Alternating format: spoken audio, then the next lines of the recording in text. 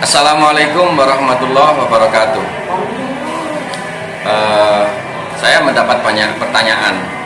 Kenapa kok mengeluarkan gagasan 22 Formula Super untuk Sidoarjo naik level? Ini melalui pemikiran yang panjang, melalui analisa yang dalam bersama teman-teman, tidak sendirian saya, bersama teman-teman semua, dan yang selama ini bisa diajak untuk berkontribusi memikirkan bagaimana Sidoarjo menjadi naik level. Kuncinya ada beberapa hal. Yang pertama, menata pola kerja seluruh komponen yang ada di pemerintahan.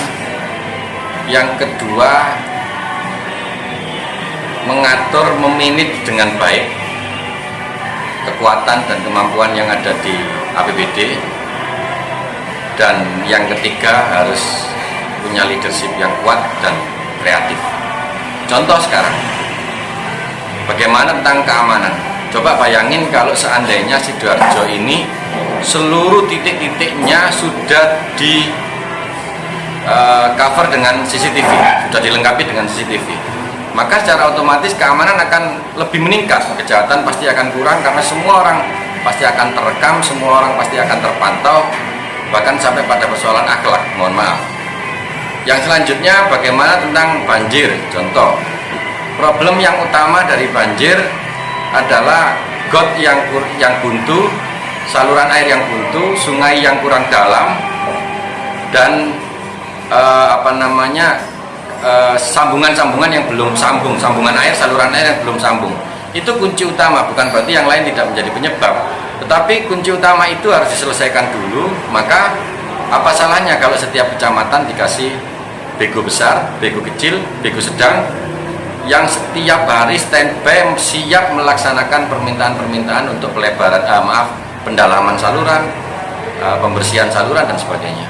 Sampah sama juga. Kenapa tidak mungkin untuk diambil setiap saat oleh pemerintah? Artinya kehadiran pemerintah menjadi sesuatu yang penting. Nah, etos kerja manusia ada batasnya. Kalau orang, kepala dinas dan seluruh anggota dinasnya diajak kerja selama 24 jam nonstop selama 7 hari, nggak mungkin dong. Maka ya harus ada liburnya. Keluarga juga bagian dari masyarakat.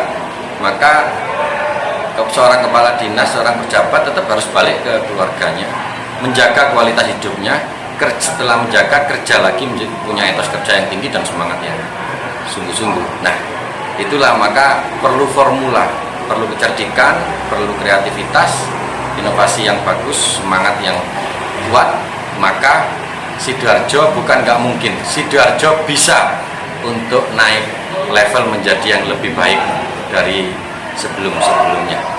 Itulah apa yang menjadi pola pikir dari 22 Formula Super, Sidoarjo menjadi naik level.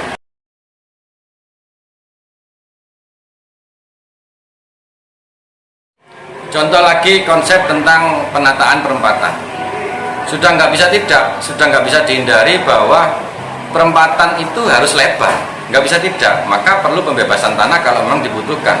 Kalau tidak dibutuhkan, ya apa yang ada diperlebar, sehingga berpikir untuk hari ini dan berpikir untuk masa depan. Yang namanya perempatan harus lebar dan sesuai standar, ada bagaimana orang naik sepeda, bagaimana mobil, dan sebagainya. Yang kedua, perempatan itu apapun yang terjadi bagian dari wajah kota. Setiap perempatan harus bagus, harus cantik, karena itu mencerminkan dari wajah kota itu sendiri. Kawasan GOR itu, kalau mohon maaf ya, kenapa harus mencontoh Shibuya? Karena bagi saya, mungkin saya yakin masyarakat Sidoarjo tahu nama Shibuya dan bisa mencari di internet ataupun pernah datang ke sana bagaimana situasi Shibuya.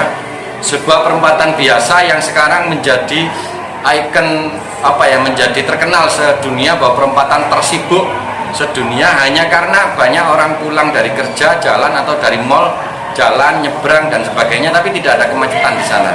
Nah, kenapa kawasan GOR tidak kita begitukan? GOR menjadi public space yang besar, dikelilingi taman-taman yang bagus, bahkan bisa jadi menjadi taman terbesar se-Asia mungkin ya. tempat-tempat yang kosong itu dibikin taman yang bagus. Di situ ada tempat nongkrong, di situ ada orang nyebrang dengan enak, di situ ada orang mid point yang bagus, yang nyaman buat orang-orang. Ada mungkin bisa jadi juga ada co-working space di situ. Itu sesuatu yang keren lah buat Sidoarjo, dan bukan nggak mungkin, sangat bisa untuk diwujudkan di Sidoarjo. Untuk teman-teman milenial sebetulnya hari ini bukan masalah ketinggalan, tetapi masalah mau apa tidak menciptakan peluang-peluang dan fasilitas. Perlu diingat bahwa teman-teman yang umurnya mungkin milenial itu hari ini bukan sekedar dikasih pengetahuan, tapi mereka sebetulnya pengetahuannya sudah jauh lebih dahsyat daripada yang tua-tua. Mereka butuh tempat, mereka butuh fasilitas, dan mereka butuh penghubung. Maka co-working space tiap desa itu menjadi sebuah solusi bagi mereka-mereka. Tempat-tempat yang nyaman untuk mereka bekerja, sering-sering mendatangkan tokoh-tokoh idola mereka ke Sidoarjo yang produktif. Itu sesuatu bangetlah buat teman-teman semua. Bagian dari yang harus beriringan sama kemajuan kota itu adalah peningkatan SDM. Salah satu peningkatan SDM itu adalah pendidikan, dan salah satu hal yang ada dalam pendidikan Indonesia ya salah satunya pesantren. Maka nggak ada salahnya dong kalau bukan sekedar nggak ada salahnya, tapi menjadi kewajiban bagi seorang pemerintah untuk tetap memperhatikan pondok-pondok pesantren yang lebih fokus, mungkin memberikan fasilitas mereka, dan itu sangat mungkin juga dilakukan oleh Kabupaten Sidoarjo untuk setelah mondok. Sekolah kemana lagi, mondok kemana lagi, ada beasiswa, terus otomatis ini ya di pondok-pondok harus dibantu oleh pemerintah dengan perpustakaan-perpustakaan yang cukup mewadahi dan sangat layak untuk dinikmati orang-orang. Bisa jadi perpustakaan online dan offline, bisa jadi dua-duanya gitu ya. Nah, selanjutnya penataan peningkatan SDM itu tak lupa juga peningkatan moral dan peningkatan keimanan gitu. Nah, salah satunya ya memberikan contoh, memberikan idola baru di desa-desa bahwa seorang hafid atau hafidho itu menjadi bagian orang yang menjaga morality di desa tersebut. Maka pemerintah bisa untuk menciptakan satu desa, satu hafid, satu hafidho yang bisa menjadi idola di desanya, dan itu menjadi penyejuk bagi seluruh yang ada di desa. Nah, itu juga jangan lupa bagian dari peningkatan SDM sebuah kabupaten yang beriringan dengan sebuah kemajuan yang dahsyat untuk Sidoarjo. Ada dua hal yang signifikan dari olahraga. Pertama, jiwa kompetisi dan sekaligus berhubungan dengan prestasi. Yang kedua tentang kesehatan.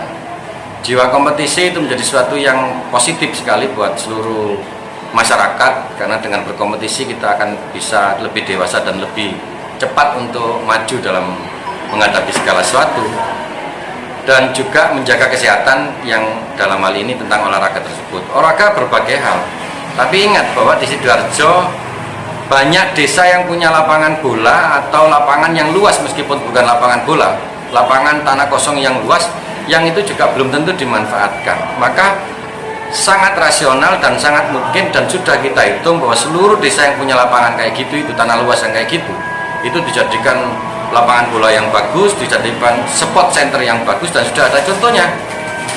Contohnya di mana? Kebetulan saya ciptakan sendiri di Kelapa 10 bersama teman-teman saya. Itu menjadi sport center yang bagus dan bisa. Nah, Sidoarjo bisa.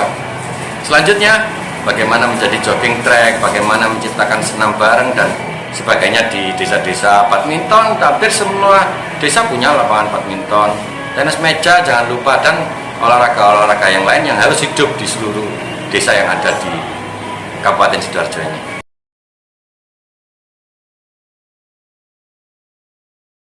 Konsep Sidoarjo Super itu sebetulnya bukan kepingin menjadi orang yang sombong ya, tetapi ini harus menjadi pemicu, harus menjadi provokasi positif, harus menjadi penyemangat untuk semuanya bahwa kekuatan APBD Sidoarjo itu 5 triliun lebih, kondisi bapak-bapak yang menjabat PNS-nya semuanya pintar-pintar, masyarakatnya etos kerjanya tinggi, berpendidikan semua, buta huruf hampir hilang di Sidoarjo, hampir nggak ada sekarang buta huruf Sidoarjo.